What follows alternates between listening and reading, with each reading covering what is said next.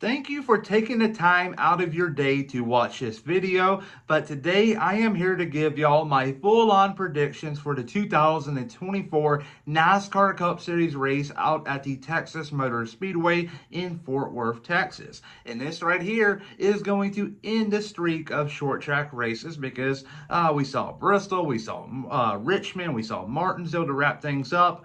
And all three of those races sucked. Obviously, people are going to look at Bristol and say, hey, the tire wear made it real interesting.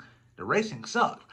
Richmond rolls around, the racing sucked. And Martinsville, the race sucked also.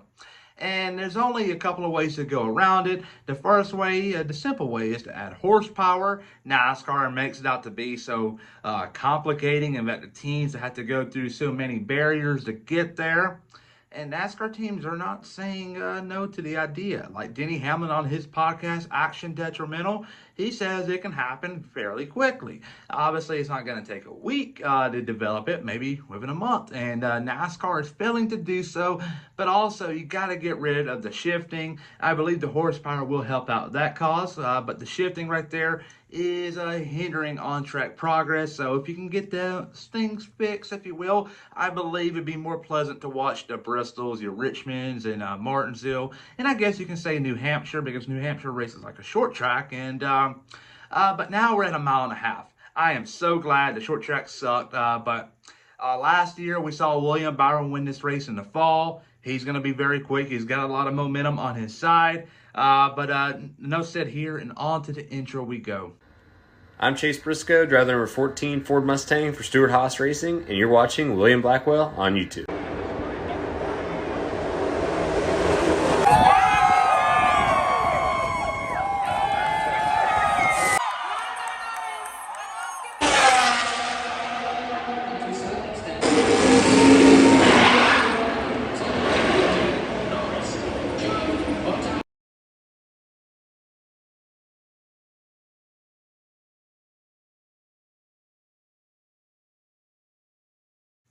All right, here. This past weekend was Martinsville, and I can say this with a lot of confidence that William Byron is going to back up his win in Martinsville with a win in Texas this weekend. He won here in the fall, and William Byron, you can say whatever you want. The stats do not lie. He is the face of Hendrick Motorsports. Alex Bowman, nowhere to be found. He should probably be replaced at the moment because he ruined a great result for Hendrick and Martinsville, but he has still sucked this year outside of Daytona. So when's that conversation going to happen? Bowman is not him. All right, Chase Elliott had a good run in Martinsville. Outside of that, pretty irrelevant. Kyle Larson, he's up there. He's always going to be in the mix. But I believe William Byron just has the edge over him to be the face of Hendrick Motorsports, and he'll win yet again in the year of 2024.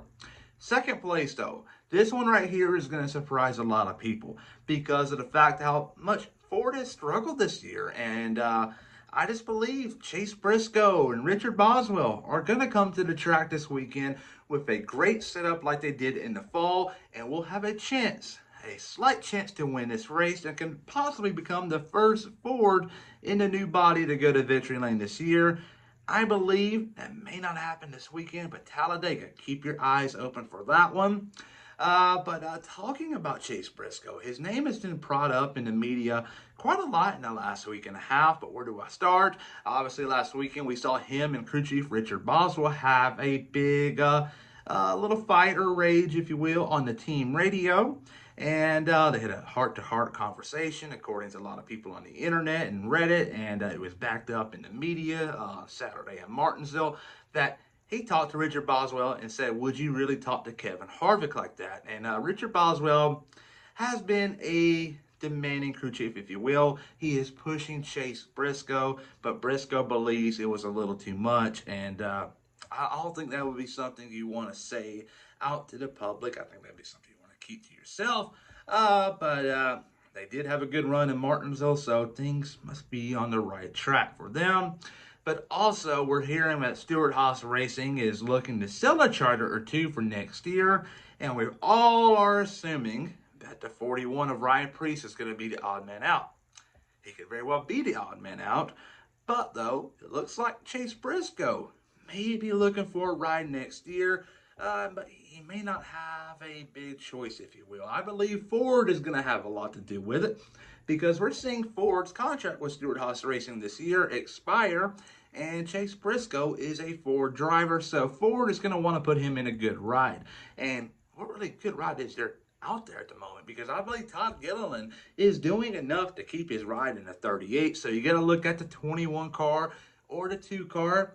I believe the most ideal situation would be putting him in the 2 car and Austin Cindric going to the 21. Because you got to remember, folks, Austin Cindric was supposed to be going to the 21 car before Brad Keselowski went to his own team many years ago. That was the original plan. He was not meant to go straight from Xfinity to the 2 car.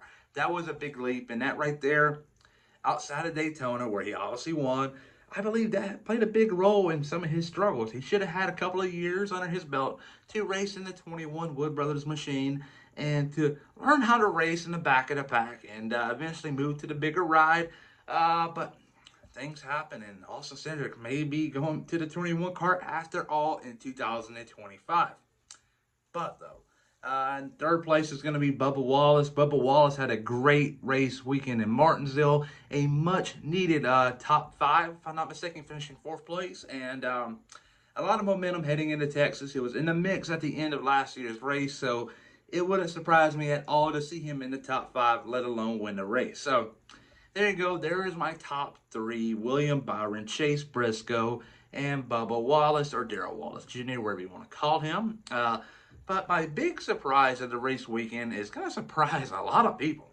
John Hunter Nemechek. And I believe John Hunter Nemechek, after a rough weekend in Martinsville, is going to want to turn the page on to Texas, a track he's been good at in the past in the Xfinity and Truck Series. And remember, folks, the playoffs are still a thing. Not many people want to look into it till the summer months, but I am right now. He's in the mix. He has a chance right now to point his way in. And I believe he's going to go this weekend with a very aggressive setup and maybe surprise a couple of people and maybe get a top 15 finish after all. My big flop of the race weekend is going to be the 3 car of Austin Dillon. Austin Dillon. Oh my gosh. Where do I start? This weekend in Martinsville was horrible. And before all of the Austin Dillon defenders out there get in the comment section, I am going to acknowledge he lost power steering in the Cup race at the end of the race. So that does play a big factor. But it doesn't change the fact that he was very slow in qualifying and also practicing early on in the race. That's the driver's fault, not the crew chief.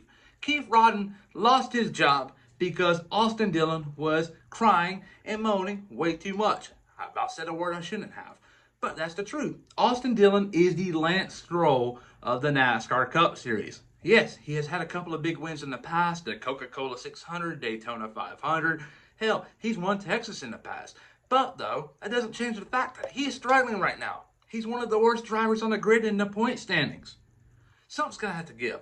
And crew chief is not going to make a big difference at all. And we saw it this past weekend. And what's going to happen here?